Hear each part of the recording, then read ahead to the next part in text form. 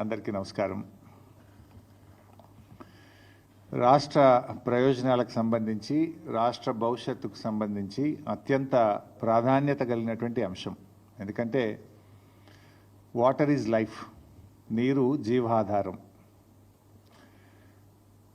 దేశాల మధ్య రాష్ట్రాల మధ్య పోరాటాలు యుద్ధాలు జరుగుతాయంటే నీళ్ళ కోసం జరిగిన సందర్భాలు ఎన్నో ఉంటాయి. నీరు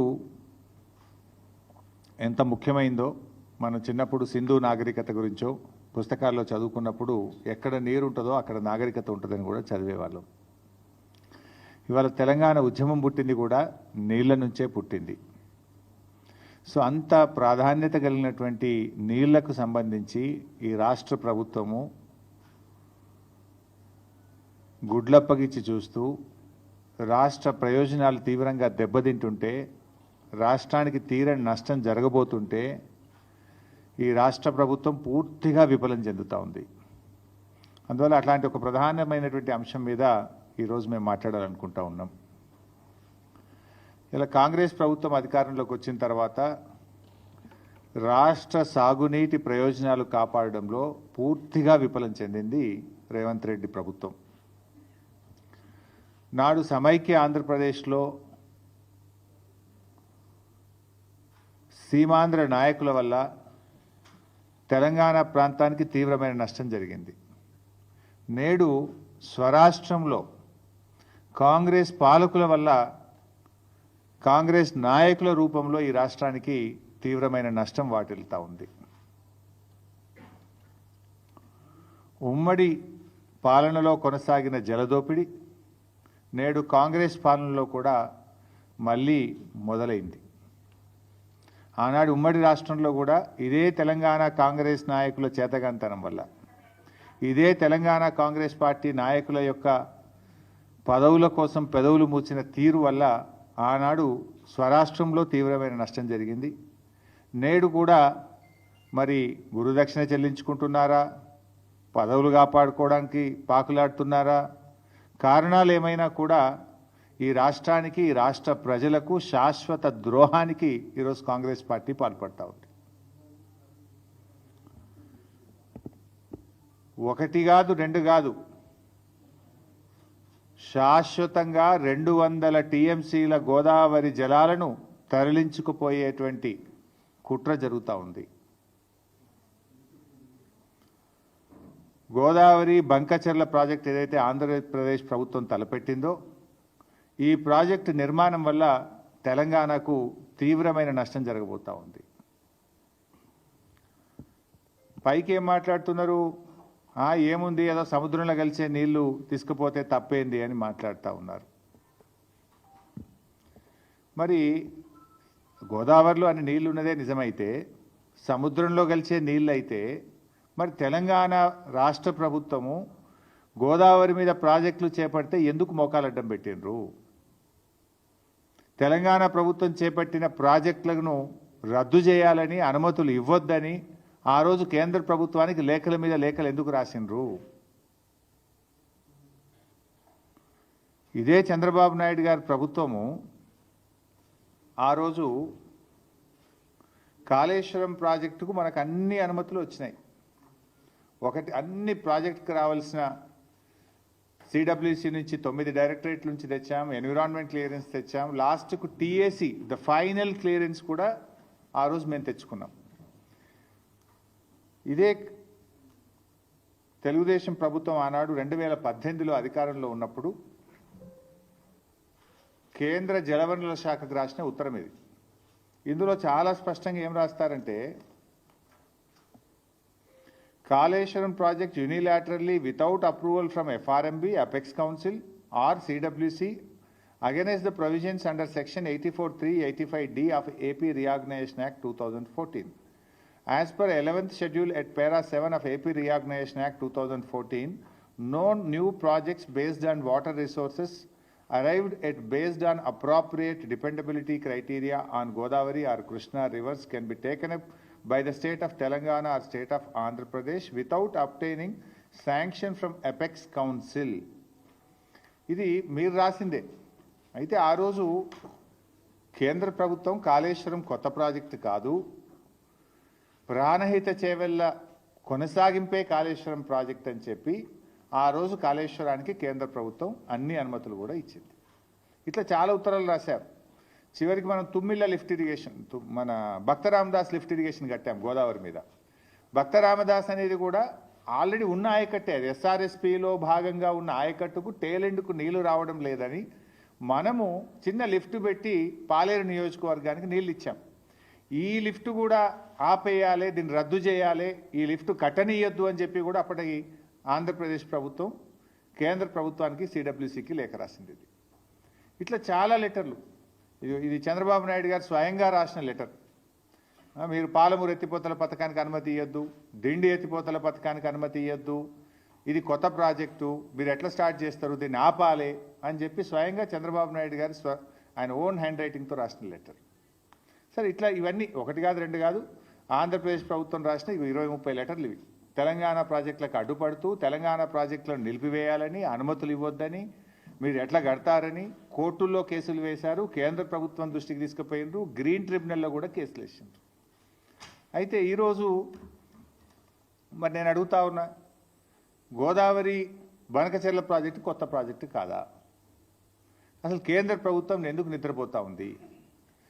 ఈరోజు మన రాష్ట్రంలో ఏపీ రీఆర్గనైజేషన్ యాక్ట్ తర్వాత ఇటు తెలంగాణలోనైనా అటు ఆంధ్రప్రదేశ్లోనైనా కొత్త ప్రాజెక్టు చేపట్టాలంటే కేఆర్ఎంబి, జిఆర్ఎంబి అనుమతి తీసుకోవాలి.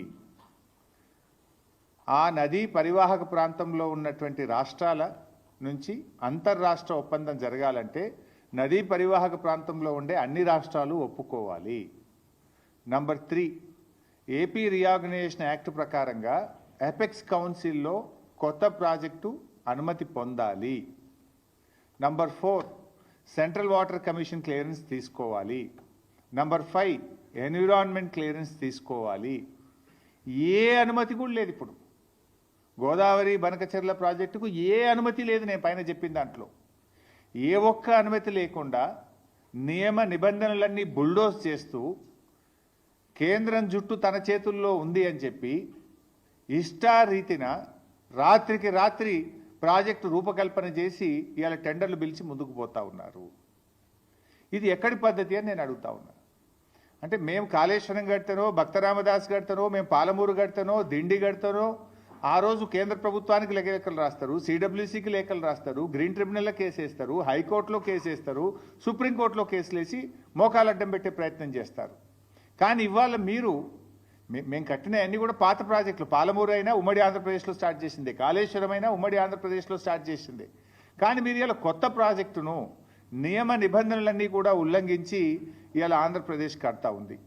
ఇది జరుగుతూ ఉంటే మరి మన ముఖ్యమంత్రి గారు పోయినసారి అసెంబ్లీలో మాట్లాడిన రేవంత్ రెడ్డి బడ్జెట్లో మనకు గుండు సున్నా పెట్టినరు, మన ప్రాజెక్టులకు అనుమతిస్తలేరు, మనకు ఏమీ రావడం లేదు, నేను నీతి ఆయోగ్ మీటింగ్ను బైకాట్ చేస్తున్నా అని చెప్పి అసెంబ్లీలో చెప్పిండు.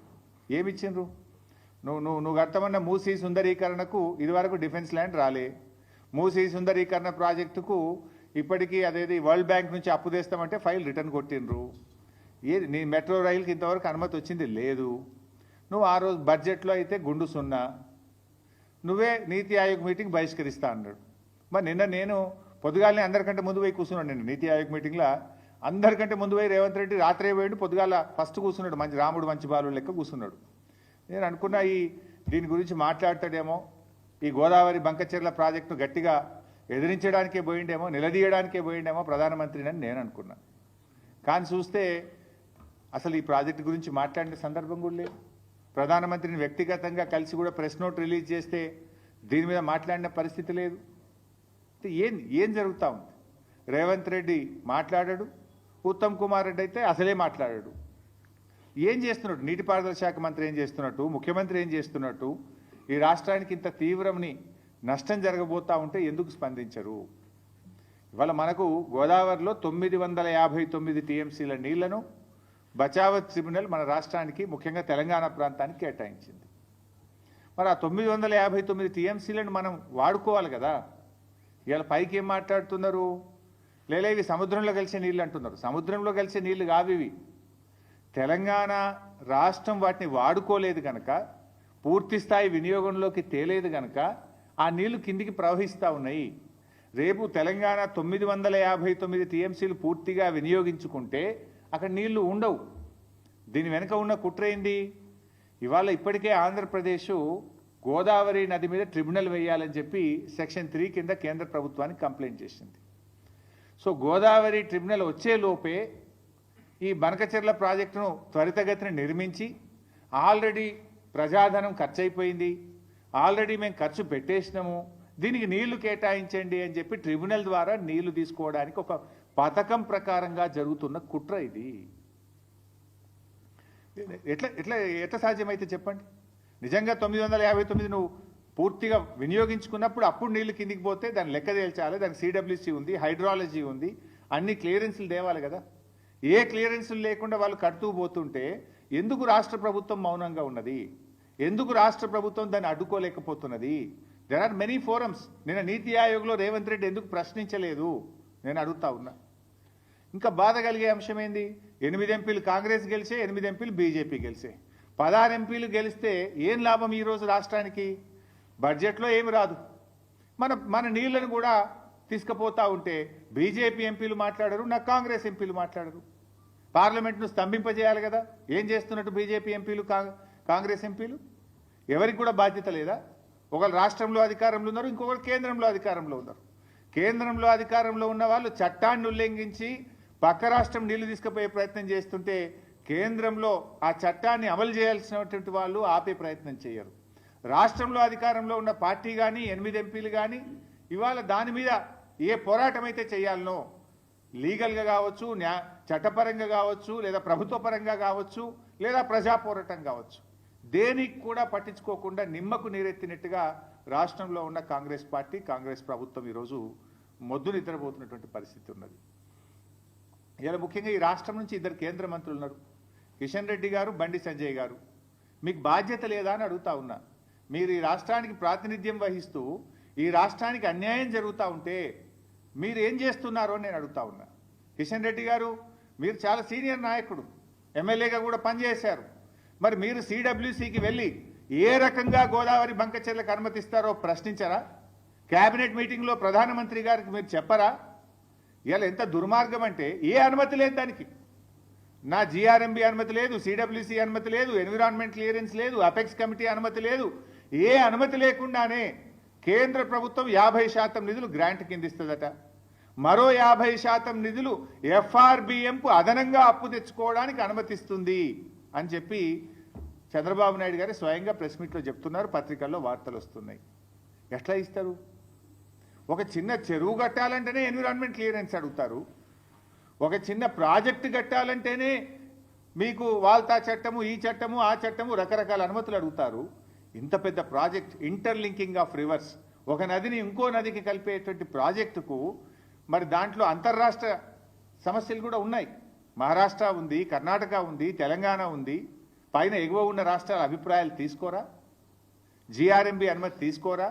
ఇవి లేకుండా మరి ఎట్లా కేంద్ర ప్రభుత్వం ఆర్థికపరమైన అనుమతిస్తుంది? ఎట్లా కేంద్ర ప్రభుత్వం ఈ ప్రాజెక్టు కట్టడానికి అనుమతిస్తుంది? మరి కేంద్రం అనుమతిస్తుంటే ఆ ప్రభుత్వంలో ఉన్న కిషన్ రెడ్డి, బండి సంజయ్లు ఎందుకు మౌనంగా ఉంటున్నారు? రాష్ట్ర ప్రయోజనాలు మీకు పట్టవా? మీ పదవులే మీకు ముఖ్యమా? తెలంగాణ రాష్ట్ర ప్రయోజనాలు మీకు ముఖ్యమా అని నేను అడుగుతా ఉన్నా. మీకు బాధ్యత లేదా అని నేను అడుగుతా ఉన్నా. అడగండి, ప్రశ్నించండి, మన రాష్ట్ర ప్రయోజనాలు కాపాడండి. అవసరమైతే కిషన్ రెడ్డి గారు ఆల్ పార్టీ డెలిగేషన్ లీడ్ చేయండి, మేమందరం వస్తాం ప్రధానమంత్రి గారి దగ్గరికి. ఈ రాష్ట్రం నుంచి కేంద్ర కేబినెట్ మంత్రిగా ఉన్న కిషన్ రెడ్డి గారు అన్ని పార్టీలను తీసుకుపోయి తెలంగాణ ప్రయోజనాలు కాపాడవలసిన బాధ్యత మీ మీద ఉన్నది. పదవిలో ఉండడం ముఖ్యం కాదు, ప్రజల ప్రయోజనాలు ముఖ్యం. ప్రజల యొక్క, ఈ రాష్ట్రం యొక్క ప్రయోజనాలు మీరు కాపాడలేకపోతే ఆ పదవిలో ఉండే అర్హత కూడా మీకు లేదు అని చెప్పి నేను మనవి చేస్తా ఉన్నా. ఎట్లా ఇస్తారు నిధులు? ఎట్లా ఇస్తారు? అసలు ఆ ప్రాజెక్టుకు జీరో పర్మిషన్స్. నైదర్ సిడబ్ల్యూసీ, నార్ జీఆర్ఎంబీ, నార్ ఎన్విరాన్మెంట్ క్లియరెన్స్, నార్ ఇంటర్స్టేట్ అగ్రిమెంట్, నథింగ్. ఇక దానికి ఏ రకంగా ఇస్తారు అని నేను అడుగుతా ఉన్నా. ఇంకా ఉల్టా బాధ కలిగే అంశం ఏంటంటే, తెలంగాణ ప్రభుత్వం అన్ని అనుమతులతో మనం కాళేశ్వరం ప్రాజెక్టును త్వరితగతిన పూర్తి చేయాలి, తెలంగాణ ప్రజల రైతుల దాహార్తిని తీర్చాలని చెప్పి మనము కేంద్ర ప్రభుత్వ సంస్థల నుంచి అప్పు తెచ్చుకున్నాం. ఇది ప్రైవేట్ బ్యాంకులు కాదు, రేవంత్ రెడ్డి లెక్క 170 కోట్ల బ్రోకర్ ఫీజు లంచం ఇచ్చి భూములు కుదబెట్టి షేర్ మార్కెట్లో తేలే. మేము కేంద్ర ప్రభుత్వ సంస్థ ఆర్ఈసి పిఎఫ్సి దగ్గర మనం అప్పు తెచ్చినాం. తెస్తే ఇదే కేంద్ర ప్రభుత్వం ఇది ఎఫ్ఆర్బిఎం కంటే అదనంగా ఉన్నది అని రికవరీ పెట్టింది, మన మీద రికవరీ పెట్టింది కేంద్ర ప్రభుత్వం. మీరు అప్పు తెచ్చింది ఎఫ్ఆర్బిఎం పరిమితి దాటారు అని చెప్పి మనకేమో రికవరీ పెట్టారు. కానీ ఇప్పుడు ఆంధ్రప్రదేశ్కి ఏమంటున్నారు, మీకు 40,000 కోట్లు గ్రాంట్గా ఇస్తాం, ఇంకో 40,000 కోట్లు అదనంగా అప్పు తెచ్చుకోవడానికి ఎఫ్ఆర్బిఎం పరిమితులు దాటి కూడా మీకు పర్మిషన్ ఇస్తాం. అంటే ఆంధ్రప్రదేశ్కో నీతి, తెలంగాణకో నీతి. ఏం మేము భారతదేశంలో భాగంగా కాదా? మరి భారతదేశ అభివృద్ధిలో తెలంగాణ భాగస్వామ్యం లేదా? ఎందుకు తెలంగాణ పట్ల బీజేపీకి ఇంత కక్ష అని నేను అడుగుతా ఉన్నా. ఎందుకు బీజేపీ తెలంగాణ మీద పగబట్టింది అని నేను అడుగుతా ఉన్నా. ఇవాళ మీరు పోలవరం జాతీయ ప్రాజెక్ట్ ఇచ్చారు ఆంధ్రప్రదేశ్కు, సంతోషం, వి వెల్కమ్. మాకేం జలసీ లేదు. మాకెందుకు జాతీయ ప్రాజెక్ట్ ఇవ్వరు? మా పాలమూరు ఎత్తిపోతల పథకానికి ఎందుకు ఇవ్వరు? మా కాళేశ్వరంకి ఎందుకు ఇవ్వరు? మా సీతారామ ప్రాజెక్టుకి ఎందుకు ఇవ్వరు? ఆంధ్రప్రదేశ్కి ఆల్రెడీ పోలవరం జాతీయ ప్రాజెక్ట్ ఇచ్చారు. ఇప్పుడు రెండవది గోదావరి బండ్కచెర్లకు కూడా 80,000 కోట్ల రూపాయలు ఇస్తామంటున్నారు.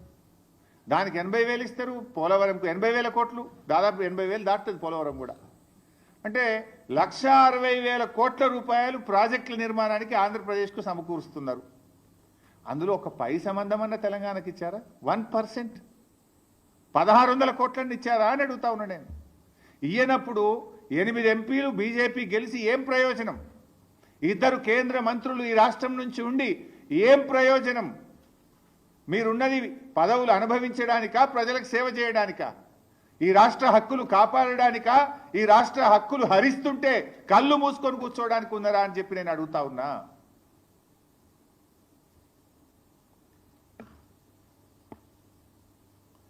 ఇలా బీజేపీ తెలంగాణకు ద్రోహం చేస్తూ ఉంది. ఇది తీవ్రమైన ద్రోహం. అరే మా ప్రాజెక్టులకు ఇప్పటికీ అనుమతులు ఇయ్యరు, మా సమ్మక్క సాగర్ ఇప్పటికీ ఇంకా అనుమతులు రాలేదు, మా పాలమూరు డిపిఆర్ను రిటర్న్ పంపించిండ్రు, మా దిండి ప్రాజెక్టుకు అనుమతులు ఇయ్యరు, మా ఏమో అనుమతులు ఇయ్యరు. పక్క రాష్ట్రానికి అనుమతులు లేకుండా నిధుల వర్షాన్ని కురిపిస్తున్నారు, కనక వర్షాన్ని కురిపిస్తున్నారు. ఏ అనుమతులు లేకున్నా కూడా నిధులు ఇస్తాం, ప్రాజెక్టులు కట్టండి అంటున్నారు. ఇది ఎక్కడి నీతి? మరి ఈ రాష్ట్రం నుంచి బీజేపీకి ప్రాతినిధ్యం వహిస్తున్న వాళ్ళకు బాధ్యత లేదా అని చెప్పి నేను అడుగుతా ఉన్నా. ఈరోజు కిషన్ రెడ్డి గారు చొరవ చూపాలి. అవసరమైతే మీరే ఆపండి, లేదంటే అఖిలపక్షాన్ని తీసుకుపోయినా సరే ఈ గోదావరి బనకచెర్ల ప్రాజెక్టు అక్రమ ప్రాజెక్టును నిలిపాలి, ఆపివేయాలని చెప్పి నేను డిమాండ్ చేస్తా ఉన్నా. లేదంటే మేమందరం ఢిల్లీకి వచ్చి సిడబ్ల్యూసి కార్యాలయం ముందు బీఆర్ఎస్ పార్టీ ఆధ్వర్యంలో ధర్నా నిర్వహిస్తాం. కేంద్ర ప్రభుత్వ యొక్క ద్వంద్వ నీతిని ఢిల్లీ వేదికగా ఎండగట్టామని చెప్పి కూడా హెచ్చరిస్తా ఉన్నాం.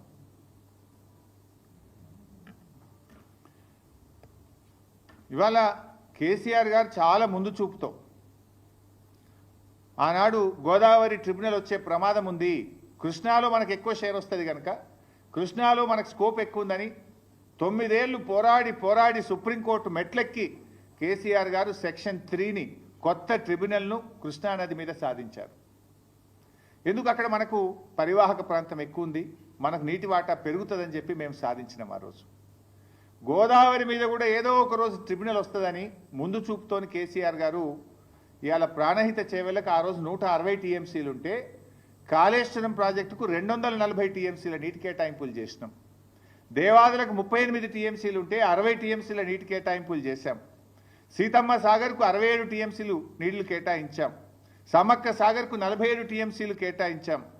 చెనాక కొరాటాకు 5 టీఎంసీలు, వార్ధా ప్రాజెక్టు తమ్మిడిహట్టి దగ్గర 20 టీఎంసీలు. ఇట్లా ఆ 969 టీఎంసీల మనకు నీటి కేటాయింపుల్లో దాదాపు 950 టీఎంసీలకు నీళ్లు కేటాయించి ప్రాజెక్టులను ప్రారంభించుకున్నాం. కొన్ని పూర్తి చేసుకున్నాం, కొన్ని ప్రాసెస్లో ఉన్నాయి. దాన్ని మీరు కొనసాగించి హక్కును కాపాడతారా? ఇవాళ నీవు ప్రాజెక్టులు పూర్తి చేయలేదు, నువ్వు పూర్తిగా నీళ్లు వాడతలేవు కనుక నీళ్ళు కిందికి పోతున్నాయి. రేపేమంటారు ట్రిబ్యునల్ వచ్చినప్పుడు, అరే గన్ని 100,000 కోట్లు 80,000 కోట్లు పెట్టి కట్టింది కదా, ఆ ప్రాజెక్టును మూలకు పెడతామా, ప్రజాధనం వృధా అవుతుంది కదా, నేషనల్ వేస్ట్ కదా అని రేపు నీళ్ళు కేటాయిస్తారు కదా. ఇది ఒక కుట్ర, ఇది ఒక పథకం ప్రకారంగా జరుగుతుంది. మరి అన్ని నీళ్లు ఉన్నాయి, సముద్రంలో కలుస్తున్న నిజమే అయితే చంద్రబాబు నాయుడు గారు ఆ రోజు కాళేశ్వరం ప్రాజెక్టు అనుమతులు ఎందుకు రద్దు చేయమన్నాడు? ఆ రోజు భక్త రామదాస్ ప్రాజెక్టు అనుమతులు ఎందుకు రద్దు చేయమన్నాడు? దీనికి సమాధానం చెప్పాలి కదా. నీళ్ళు బాగున్నాయి అంటున్నావు కదా, ఉంటే మరి ఆ రోజు ఎందుకు ఆపమని లెటర్లు రాసినావు? అంటే ఇది ఒక కుట్ర. ఇప్పటికైనా రాష్ట్ర ప్రభుత్వం మేల్కోవాలని చెప్పి కూడా నేను విన్నవిస్తా ఉన్నా. ఎందుకంటే అవి వరద జలాలు కాదు, తెలంగాణ రాష్ట్ర ప్రభుత్వం పూర్తి స్థాయిలో వినియోగించకపోవడం వల్ల కిందికి పోతున్నటువంటి జలాలవి. ఇకపోతే మరొక విషయంలో బీజేపీ తెలంగాణకు ద్రోహం చేస్తూ ఉంది. ఇప్పుడు బచావత్ ట్రిబ్యునల్, గోదావరి ట్రిబ్యునల్ ఒక అవార్డు ఇచ్చింది. పోలవరం ద్వారా 80 టీఎంసీల నీళ్లను మళ్లించినట్టయితే, ఏది కృష్ణా పరివాహక ప్రాంతానికి మళ్లించినట్టయితే ఆ 80 టీఎంసీలు పైన ఎగువన ఉన్న రాష్ట్రాలకు చెందుతాయి అని స్పష్టంగా బచావత్ అవార్డు ఇచ్చింది. బచావత్ అవార్డు అనేది భగవద్గీత ఈ దేశంలో, అది సుప్రీంకోర్టు కూడా దాంట్లో ఇంటర్ఫియర్ కాదు, అది భగవద్గీత లాంటిది. ఆ బచావత్ అవార్డు ఏం చెప్పిందంటే ఆ 80 టీఎంసీల్లో తెలంగాణకు 45 టీఎంసీలు, అదేవిధంగా కర్ణాటకకు 25 టీఎంసీలు, మహారాష్ట్రకు 14 టీఎంసీలు అని చెప్పింది. ఆ బచావత్ అవార్డు ప్రకారం కర్ణాటక అప్లై చేసింది సిడబ్ల్యూసీకి. ఇగో వాళ్ళు ఆంధ్రప్రదేశ్ వాళ్ళు పట్టిసీమ పెట్టి నీళ్లు డైవర్ట్ చేసిండ్రు, మాకు 25 టీఎంసీలు ఇవ్వండి అంటే అప్పర్ భద్రా ప్రాజెక్టుకు 25 టీఎంసీలు కేటాయిస్తూ ఢిల్లీ వాళ్ళు సిడబ్ల్యూసీ అనుమతి ఇచ్చేసింది. అదేవిధంగా మహారాష్ట్ర వాళ్ళు కూడా ఈ 14 టీఎంసీలు మాకు చెందుతాయి, బచావత్ అవార్డు ఇచ్చింది. ఎందుకంటే వాళ్ళు పోలవరంకు నీళ్లు డైవర్ట్ చేసిండ్రు అంటే ఆ 14 టీఎంసీలను అలో చేస్తూ కేంద్ర బీజేపీ ప్రభుత్వం సెంట్రల్ వాటర్ కమిషన్ అనుమతి ఇచ్చింది. అదే పద్ధతిలో తెలంగాణ మనం 45 టీఎంసీలు మాకు దక్కుతాయి, ఓ బచావత్ అవార్డు ఇచ్చింది. ఈ 45 టీఎంసీలు మేము పాలమూరు ఎత్తిపోతల పథకానికి కేటాయించుకుంటున్నాము, దీనికి అనుమతి ఇవ్వండి అంటే డిపిఆర్ వాపసు పంపుతారు. అంటే ఒక అవార్డులో 3 రాష్ట్రాలకు కేటాయించింది, 45 తెలంగాణకు, కర్ణాటకకు 25, మహారాష్ట్రకు 14. కర్ణాటక 25 ఒప్పుకుంటావు, మహారాష్ట్ర 14 ఒప్పుకుంటావు, తెలంగాణ 45 ఎందుకు ఒప్పుకోవు? ఇది బీజేపీకి తెలంగాణ పట్ల ఉన్న వివక్షకు నిదర్శనం, కుట్రకు నిదర్శనం, కక్షకు నిదర్శనం. తెలంగాణకు బీజేపీ చేస్తున్న ద్రోహానికి ఇది ఒక ఉదాహరణ అని చెప్పి నేను మనవి చేస్తా ఉన్నాను. ఇంత దుర్మార్గంగా ఎట్లా వ్యవహరిస్తారు? సో అందువల్ల పాలమూరుకు ఈ డిపిఆర్ ఎందుకు వాపసు పంపిండ్రు? అదే బచావత్ ఇంకో మాట చెప్పింది, 90 టీఎంసీల కంటే ఎక్కువ తీసుకుపోయినా కూడా ఇదే నిష్పత్తిలో పై రాష్ట్రాలకు ఈ నీటి వాటాలు కృష్ణానదిలో కేటాయించాలి అని చెప్పిండు. ఇప్పుడు 200 టీఎంసీలు తీసుకుపోతా అంటుండు చంద్రబాబు గారు. 200 తీసుకపోతే బచావత్ ట్రిబ్యునల్ అవార్డు ప్రకారం ఏది 45-21-14 కదా రేషియో, 45 తెలంగాణ, 21 కర్ణాటక, 14 మహారాష్ట్ర. ఆ రేషియో ప్రకారంగా తెలంగాణకు ఎంత రావాలి? 112 టీఎంసీలు రావాలి. ఇప్పుడు కృష్ణాలో ఇంకో 112 అదనంగా రావాలి. 112 ఇవి పాతయి 45 కలిపితే ఎంత అవుతుంది? 147 టీఎంసీలు అవుతుంది. మన దిండికి నికర జలాలు ఇవ్వచ్చు, మన పాలమూరుకు నికర జలాలు ఇవ్వచ్చు, మన కల్వకుర్తికి కూడా నికర జలాలు కేటాయించుకోవచ్చు. మరి ఇది ఎందుకు అడగడు రేవంత్ రెడ్డి? అడగడు ఎందుకు? ప్రశ్నించడం ఎందుకు? ఆ రోజు వెనకట మీ అందరు మీరు కూడా సాక్ష్యం. ఆనాడు పోతిరెడ్డిపాడు పొక్క పెద్దగా చేసి పోరాడింది బీఆర్ఎస్, పోరాడింది ఒక్కడు పీజేఆర్. ఇదే ఉత్తమ్ గిత్తం వీళ్ళంతా పెదవులు మూసుకున్నారు మంత్రులుగా ఉండి. ఆ రోజు పోతిరెడ్డిపాడు పొక్క పెద్దగా చేసి కృష్ణా జలాలను రాయలసీమకు తరలించుకుపోతుంటే హారతులు పట్టింది కాంగ్రెస్ నాయకులే. ఇవాళ గోదావరి జలాలను అక్రమంగా ఆంధ్రప్రదేశ్ తరలించుకుపోతుంటే హారతులు పడుతున్నది ఈనాటి ముఖ్యమంత్రి రేవంత్ రెడ్డి గారు. ఇది మీరు తెలంగాణకు చేస్తున్న ద్రోహం. నాడైనా నేడైనా కాంగ్రెస్ తెలంగాణ పాలిట శాపంగా మారింది. ఈ రాష్ట్ర ప్రయోజనాలు కాపాడలేకపోతా ఉన్నారు. అసలు మీరు చూడండి ఒకసారి, ఏడాదినర్థం కాంగ్రెస్ పాలన ఏం సాధించింది? ఒక ప్రాజెక్టు కట్టినరా? ఒక పెండింగ్ ప్రాజెక్ట్ పూర్తి చేసినరా? ఒక్క ఎకరానికి కొత్తగా నీళ్ళు ఇచ్చిండ్రా? చేసిండ్రు. కొన్ని పనులైతే చేసిండ్రు. ఏం చేసిండ్రు? కృష్ణా నది మీద ఉన్న ప్రాజెక్టులను కేఆర్ఎంబీకి అప్పచెప్తూ సంతకాలు అయితే పెట్టి వచ్చిండ్రు. మళ్ళా కేసీఆర్ గర్జిస్తే, బీఆర్ఎస్ పోరాడితే అప్పుడు కళ్ళు తెరిచి లేలే మేము అప్పచెప్పమని అసెంబ్లీలో తీర్మానం చేసిండ్రు. ఇది మీరు చేసిండ్రు. పెద్దవాగు కొట్టుకపోయింది, వట్టెం పంప్ హౌస్ మునిగిపోయింది, ఎస్ఎల్బీసీ టనల్ కుప్పగూలిపోయింది. మొన్న మళ్ళా అదేంటి ఆ Srisailam right branch canal, Srisailam right branch canal lining పనులు ఆనాడు ఆంధ్రప్రదేశ్ స్టార్ట్ చేస్తే కేసీఆర్ గారు అపెక్స్ కౌన్సిల్లో మాట్లాడి ఆనాటి బీఆర్ఎస్ ప్రభుత్వం పోరాడి Srisailam right branch main canal లైనింగ్ను మేము ఆపిచ్చినాం. ఆ రోజు లైనింగ్ చేస్తే 90,000 క్యూసెక్కులు పోతాయి రోజుకు. ఇప్పుడు 40,000 పోతున్నాయి. లైనింగ్ చేస్తే 90,000 పోతుంది. ఇది చేయరాదు, ఇది అక్రమము, దీనికి అనుమతి లేదు అని మేము పోరాడి ఆ రోజు ఆపిచ్చినాం. ఇవాళ రేవంత్ రెడ్డి ప్రభుత్వం రాగానే లైనింగ్ స్టార్ట్ అయింది. వీళ్ళు కళ్ళు మూసుకున్నారు, మాట్లాడలేరు. కేఆర్ఎంబీకి ప్రాజెక్టులు అప్పచెప్తా అంటావు, శ్రీశైలం రైట్ బ్రాంచ్ కెనాల్ లైనింగ్కు చేసి 90,000 క్యూసెక్కులు తీసుకుపోతామని లైనింగ్ పనులు ప్రారంభిస్తే దాన్ని కూడా ఈ ప్రభుత్వం నిలువరించలేకపోయింది, ఆపలేకపోయింది అనేటువంటి విషయాన్ని కూడా మనం చేస్తూ ఉన్నా. ఇక తర్వాత కేఆర్ఎంబీ పనిచేయదు, రాష్ట్ర ప్రభుత్వం అడగదు. మన కృష్ణానదిలో తాత్కాలిక ఒప్పందం ఉన్నది. ఇప్పుడు అవార్డు ఫైనల్ అయ్యేదాకా ఎట్లాగో ఇప్పుడు వాదనలు జరుగుతూ ఉన్నాయి. సెక్షన్ 3 కేసీఆర్ గారు సాధించిండ్రు. కృష్ణాలో మన ఫైనల్ షేర్ మనకు వస్తుంది.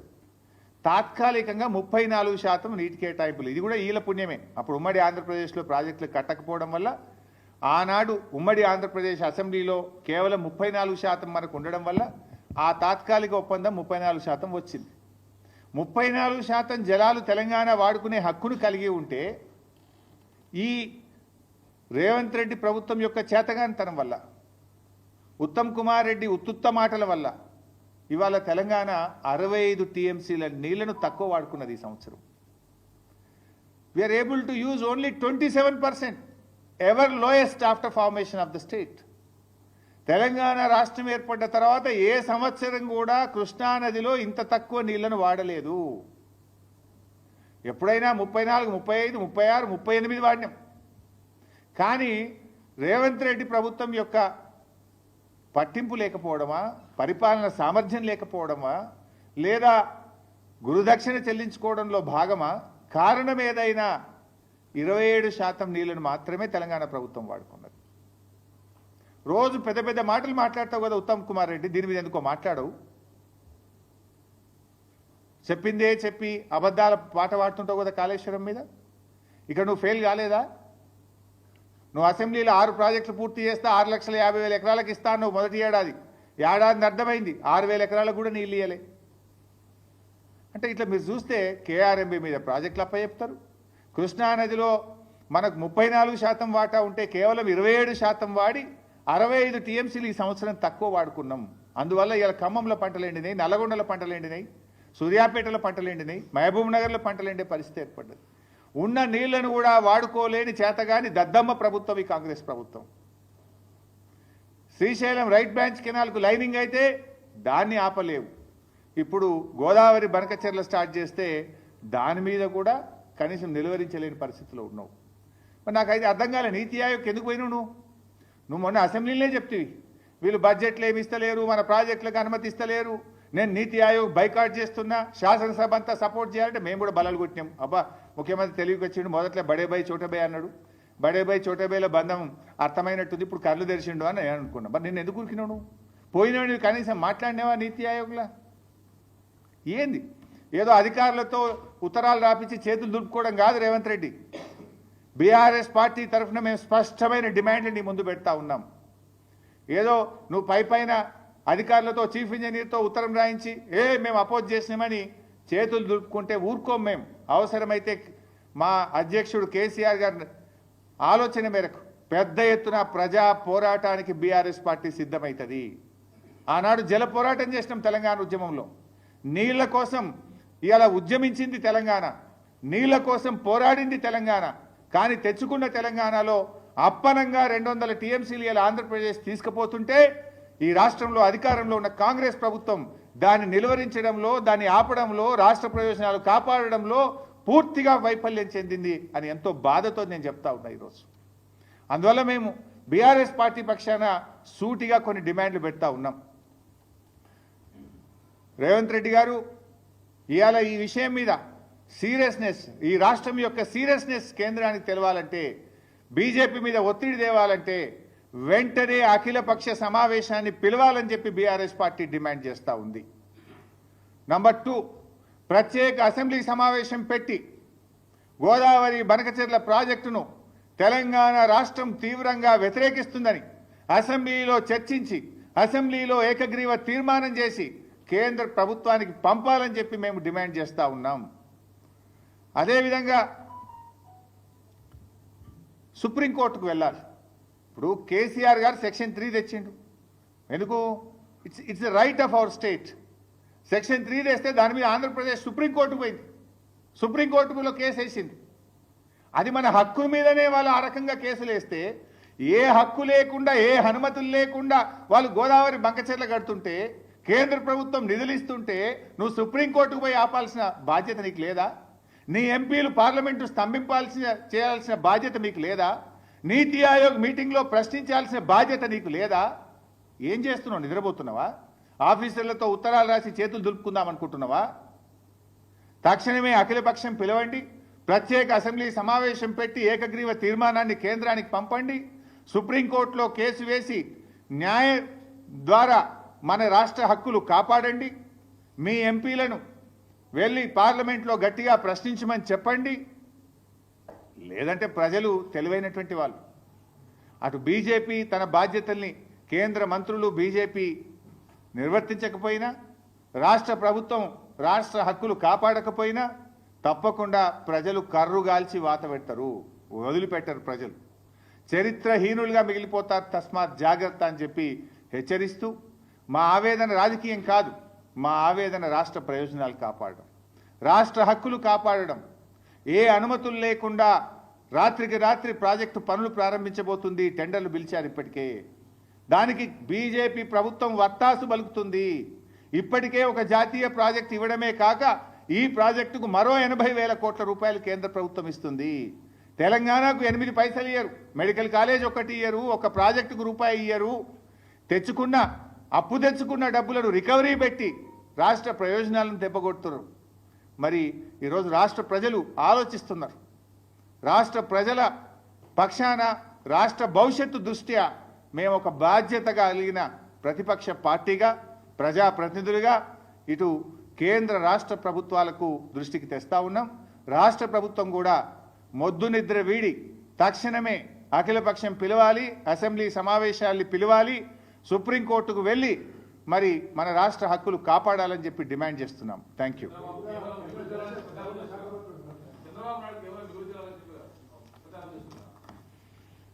ఒకవేళ అవి మిగులు జలాలైతే తెలంగాణ తెచ్చుకున్న కాళేశ్వరం ప్రాజెక్టును అనుమతులు రద్దు చేయాలని ఎందుకు అడిగారు?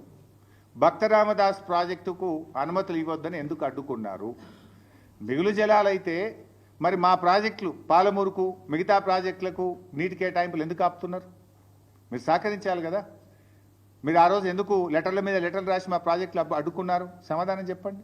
అవి మిగులు జలాలు కావు. తెలంగాణ ప్రభుత్వం మనకు కేటాయించబడిన 959 టీఎంసీలను పూర్తిగా వినియోగించకపోవడం వల్ల కిందికి పోతున్నటువంటి జలాలు.